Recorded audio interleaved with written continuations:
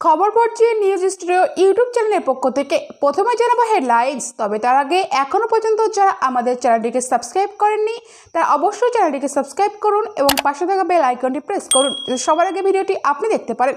এবং আপনি কোথা থেকে দেখছেন সেটা অবশ্যই কমেন্টের মাধ্যমে আমাদের জানাবেন। এছাড়াও এই আরজিকর ঘটনা নিয়ে আপনার ব্যক্তিগত মতামতটি অবশ্যই আমাদের কমেন্ট বক্সে জানাবেন। জানাবো এখনকার বিশেষ সংবাদ। দিল্লিতে কেন্দ্রীয় স্বরাষ্ট্রমন্ত্রীর রাজভবনে রাজ্যপাল বোস শাহের সঙ্গে বৈঠকে আরজিকর নিয়ে কি আলোচনা করলেন?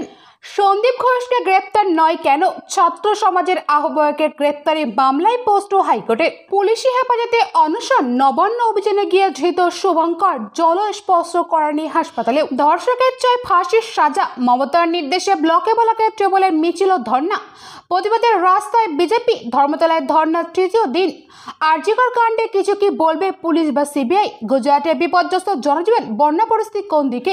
বিচার চাই। আরজিকরের ঘটনার প্রতিবাদে কলেজে প্রতিবাদ কর্মসূচি তৃণমূল ছাত্র পরিষদের। ওষুধের সঙ্গে বিচার চাই স্লোগান ও প্রেসক্রিপশনে। আরজিকর কাণ্ডে বেঞ্চের প্রতিবাদ চিকিৎসকদের। আরজিকরের প্রতিবাদে আবারও পথে নামছেন দিল্লির এইমসের চিকিৎসকেরা। ওমানের পথে ঘূর্ণিঝড় আসনার জেরে ভারী বৃষ্টিপাতে ভাসবে গুজরাট। চূড়ান্ত সতর্কতা জারি কর্ণাটকেও। বাংলাদেশি অনুপ্রবেশের ফলে ঝাড়খণ্ডের জনজাতির বিপন্ন। বিজেপিতে যোগ দিয়ে সুর চড়ালেন চম্পই। এতক্ষণ শুনলেন সংবাদ শিরোনাম, জানাবো এখনকার বিস্তারিত খবর। মুখ্যমন্ত্রী মমতা বন্দ্যোপাধ্যায়ের নির্দেশে আজ রাজ্যের সব ব্লকে তৃণমূলের তরফে মিছিল ধর্ণা হবে। যেহেতু আজ বহু ক্ষেত্রে অর্ধ দিবস ছুটি থাকে, তাই দুপুর 2টা থেকে 6টা পর্যন্ত ধর্ণার কর্মসূচি নিয়েছে তৃণমূল। দলের ছাত্র সংগঠনের প্রতিষ্ঠা দিবসের সভা থেকে গত বুধবারই ধারাবাহিক কর্মসূচির কথা ঘোষণা করেছিলেন মমতা। রবিবার রাজ্যের মন্ত্রী তথা মহিলা তৃণমূলের সভানেত্রী চন্দ্রিমা ভট্টাচার্যের নেতৃত্বে রাজ্য জুড়ে আন্দোলনে নামবেন। যুক্ত হবে ছাত্র সংগঠনও। আরজিকরের ঘটনায় দোষীদের ফাঁসির দাবি, নারীদের সুরক্ষা দিতে আইন বদলাতে দাবি ও ধর্ণা মিছিল করবেন তারা। বিরোধীরা যখন সরকারের উপর চাপ বৃদ্ধি করতে চাইছে, তখন তৃণমূলও চাইছে সংগঠনকে মাঠে নামিয়ে পরিস্থিতির মোকাবিলা করতে। শাসক দলের কর্মসূচির খবরে আজ নজর থাকবে। কলকাতা হাইকোর্টের অনুমতি নিয়ে দ্বিতীয় দফায় ধর্ণার কর্মসূচি চলছে বিজেপির। শ্যামবাজারের পরে ধর্মতলায় গত বৃহস্পতিবার শুরু হয়েছে ধর্ণা। শুক্রবার দলে রাজ্যের সভাপতি সুকান্ত মজুমদার, বিরোধী দলনেতা শুভেন্দু অধিকারী সহ রাজ্যের নেতৃত্বে উপস্থিত ছিলেন। আজও তাদের হাজির থাকার কথা।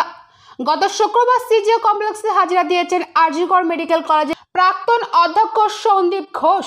তার মধ্যেই সিবিআইয়ের একটি দল পৌঁছে গিয়েছিল ওই হাসপাতালে। প্রথমেই তারা যান অধ্যক্ষের দপ্তরের ভবনটিতে।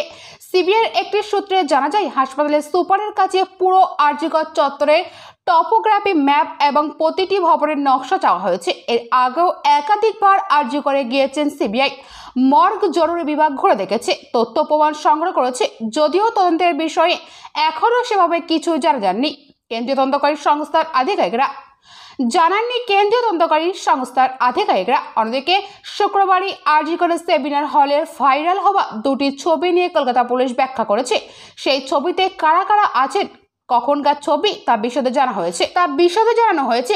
আজকে আরজিকরের ঘটনা নিয়ে কিছু বলবে সিবিআই বা পুলিশ, নজর থাকবে সেই সংক্রান্ত খবরের দিকে। প্রবল বর্ষণে বিপর্যস্ত গুজরাটের বেশ কিছু এলাকার জনজীবন। আরব সাগরে তৈরি হওয়া নিম্নচাপ গতকাল শুক্রবার শক্তি বাড়িয়ে ঘূর্ণিঝড়ে পরিণত হয়েছে। কচ্ছ এবং সংলগ্ন পাকিস্তানের উপকূলবর্তী এলাকায় অবস্থিত ঘূর্ণিঝড় আসনা উত্তর পূর্ব আরব সাগরের পশ্চিম দিকে সরছে।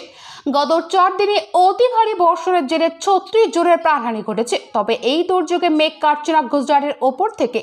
ভারী বৃষ্টির সম্ভাবনা রয়েছে উপকূলবর্তী এলাকায়। আজ এই রাজ্যের পরিস্থিতি কেমন থাকে সেই দিকেই নজর থাকবে। দিল্লিতে কেন্দ্রীয় স্বরাষ্ট্রমন্ত্রী অমিত শাহের বাসভবনে গেলেন রাজ্যপাল সিভি আনন্দ বোস। তাদের বৈঠক হয়েছে। শাহের সঙ্গে আরজিকরের ঘটনা প্রসঙ্গে আলোচনা করতে পারেন বোস, কারণ গত বৃহস্পতিবার এই সংক্রান্ত অভিযোগ জানিয়ে তাকে চিঠি দিয়ে এসেছেন পশ্চিমবঙ্গের বিজেপির রাজ্যের সভাপতি সুকান্ত মজুমদার এবং বিজেপি নেতা দিলীপ ঘোষ। শাহের সঙ্গে দেখা করতে গত বৃহস্পতিবারই দিল্লি পৌঁছে গিয়েছেন বাংলার রাজ্যপাল। বৃহস্পতিবার সন্ধ্যায় রাজধানীতে নামেন তিনি। ছিলেন বঙ্গভবনে। গত শুক্রবার সকাল সেখান থেকে গিয়েছেন কেন্দ্রীয় স্বরাষ্ট্রমন্ত্রীর বাসভবনে। গত বৃহস্পতিবার সূত্র মারফত জানা গিয়েছে, বাংলার রাজ্যপালকে তলব করেছেন শাহের মন্ত্রক। সেই তলব পেয়ে সুকান্ত দিলীপদের সঙ্গে দেখা করার পরেই তিনি দিল্লির উদ্দেশ্যে রওনা দিয়েছিলেন। এর আগে আরজিকরের ঘটনা এবং তৃণমূল ছাত্র পরিষদের অনুষ্ঠান দেখে মুখ্যমন্ত্রী মমতা বন্দ্যোপাধ্যায়ের মন্তব্যে উদ্বেগ প্রকাশ করে শাহকে চিঠি দিয়েছিলেন সুকান্ত। পশ্চিমবঙ্গের আইন শৃঙ্খলা নিয়ে উদ্বেগ প্রকাশ করেছিলেন তিনি। মমতার মন্তব্যের বিরোধিতা করে অবিলম্বে কেন্দ্রীয় স্বরাষ্ট্র মন্ত্রকের হস্তক্ষেপ চেয়েছিলেন। সেই চিঠি দেওয়ার পর সুকান্তরা রাজভবনে গিয়ে চিঠি দেন রাজ্যপালকেও। তারপরে দিল্লি থেকে রাজ্যপালকে ডাকা হয়েছে বলে সূত্রের খবর। আরজি করে মহিলা চিকিৎসককে খুন এবং ধর্ষণের ঘটনার প্রতিবাদে পশ্চিমবঙ্গ ছাত্র সমাজ নামে একটি সংগঠন গত মঙ্গলবার নবান্ন অভিযানের ডাক দিয়েছিলেন। সেই কর্মসূচিকে সমর্থন করেছিল বিজেপি। তারপরে বুধবার টিএমসিপির প্রতিষ্ঠা দিবসের অনুষ্ঠান থেকে মুখ্যমন্ত্রী কড়া ভাষায় আক্রমণ করেছিল বিজেপিকে। কিন্তু কিছু মন্তব্য নিয়ে বিতর্ক তৈরি হয়েছে। মমতা ওই অনুষ্ঠানে বলেছিল, আমরা বলেছিলাম বদলা নয় বদল চাই। আজ বলছি ওই কথা নয়, আজ বলছি যেটা করার দরকার সেটা আপনারা ভালো বুঝে করবেন। এই মন্তব্যের আপত্তি তুলে সুকান্ত বলেন, পশ্চিমবঙ্গের মুখ্যমন্ত্রী বদলার রাজনীতিকে প্রশ্রয় দিচ্ছেন। এত বড় পদ থেকে এই কাজ কেউ করতে পারে না। বাংলার প্রতিবেশী রাজ্যগুলির সম্পর্কে মমতার মন্তব্যে উদ্বেগ প্রকাশ করেন বালুরঘাটের সাংসদ। মমতা বলেছিলেন, বাংলায় আগুন জ্বললে অসম, বিহার, ঝাড়খণ্ড, উড়িষ্যা এবং দিল্লিও জ্বলবে। এই মন্তব্যকে রাষ্ট্রবিরোধী বলছেন সুকান্ত।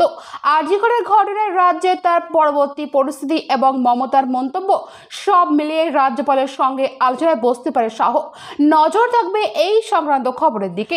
কলকাতার আরজি কর মেডিকেলের ঘটনার 21 দিন কেটেছে। বিচারের দাবিতে এখনো প্রতিবাদ অটুট। চিকিৎসক থেকে নাগরিক সমাজ পথে নামছে। এই প্রেক্ষিতে রায়গঞ্জের এক চিকিৎসক প্রেসক্রিপশনে ওষুধ এবং পরামর্শ লেখার পর বিচার চাই লেখা স্টাম্প মারছেন। লাল রঙের স্টাম্পে গোল করে লেখা আরজি কর বিচার চাই, অপরাধ চক্রের বিনাশ চাই। মাঝখানে ইংরেজিতে লেখা উই ওয়ান্ট জাস্টিস। ইতিমধ্যে সমাজ মাধ্যমে ভাইরাল চিকিৎসকের একটি প্রেসক্রিপশনের ছবি। দেবব্রত রায় নামে ওই চিকিৎসকের দাবি তিনি একা নন, তার মতো বিচার চেয়ে আরও কয়েকজন চিকিৎসক প্রেসক্রিপশনে ওই রকম স্ট্যাম্প ব্যবহার করবেন।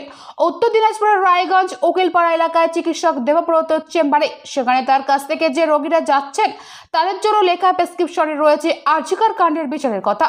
আনন্দবাজারকেও চিকিৎসক বলেন, এটা আমার নীরব প্রতিবাদ। তিনি আরও বলেন, রাজ্য জুড়ে আরজি করের ঘটনার প্রতিবাদে সবাই সরব। আরজি করের চিকিৎসকদের খুনের কথা আর কারো অজানা নয়। একজন উদয়মান তরুণী চিকিৎসককে অন ডিউটি অবস্থায় যেভাবে মেরে ফেলা হলো এবং তার উপর যে নৃশংস অত্যাচার চলছে তার বিচার হোক শীঘ্রই। পাশাপাশি তদন্ত প্রক্রিয়ার গতি নিয়েও প্রশ্ন তুলছেন ওই চিকিৎসক। তিনি জানান, ঘটনার পর 20 দিন কেটে গিয়েছে, তারপরেও তদন্ত কোনো পজিটিভ দিক দেখতে পাচ্ছে না। এতে তিনি হতাশ এবং বিরক্ত। রায়গঞ্জের চিকিৎসক জানাচ্ছেন, আরজি করের ঘটনার পর যেভাবে আন্দোলন চলছে তার সঙ্গে তার মতো অন্যান্য চিকিৎসকরাও রয়েছে। চিকিৎসকেরা সকলে শঙ্কিত। প্রেসক্রিপশনে বিচার চাই স্টাম্প দেওয়া নিয়ে দেবব্রত বলেন, আমি একটি প্রতিবাদের মাধ্যমে ঠিক করেছি। এর মধ্যে আমরা আমাদের রোগীকে জানাতে চাইছি আমরা এই ঘটনার জন্য দুঃখিত এবং প্রতিবাদ করছি। তার সংযোজন, আমাদের চিকিৎসকদের কাছে রোগী সব, তারাই আমাদের সবচেয়ে কাছে, তাদের কাছে আমাদের পরিস্থিতির কথা তুলে ধরছি। পশ্চিমবঙ্গের অনেক চিকিৎসক এইভাবে প্রতিবাদে সামিল হচ্ছে। 2-1 দিনের মধ্যে দেখবেন অনেক চিকিৎসক এই একই পন্থায় প্রতিবাদ জানাচ্ছে। নজর থাকবে এই সংক্রান্ত খবরের দিকে। এই ছিল বিস্তারিত সংবাদ। পরবর্তী বিশেষ খবর পেতে আমাদের চ্যানেলটিকে সাবস্ক্রাইব করুন এবং পাশে থাকা বেল আইকনটি প্রেস করুন যাতে সবার আগে ভিডিওটি আপনি দেখতে পারেন। এবং ভিডিওটি ভালো লাগলে অবশ্যই লাইক, কমেন্ট, শেয়ার করবেন। আর আপনি যদি ফেসবুক থেকে দেখে থাকেন তাহলে অবশ্যই পেজটিকে ফলো করবেন। Thank you friends, thank you for watching.